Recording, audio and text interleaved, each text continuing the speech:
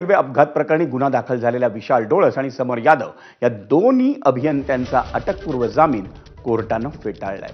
या प्रकरणात दोन्ही अभियंत्यांचे वकील हे उद्या मुंबई उच्च न्यायालयात धाव घेणार आहेत। मुंब्रा रेल्वे स्थानकाजवळच्या वळणावर 2 लोकल ट्रेन्समधून पडून 5 प्रवाशांचा मृत्यू झाला होता आणि ही घटना 9 जून रोजी घडली होती।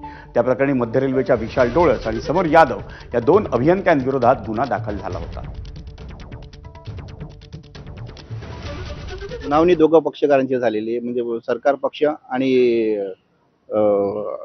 डिफेन्सचे सुनावणी झालेली आहे आणि त्याच्यावर कोर्टाने आज फाइंडिंग म्हणजे न्याय निर्णय दिलेला आहे।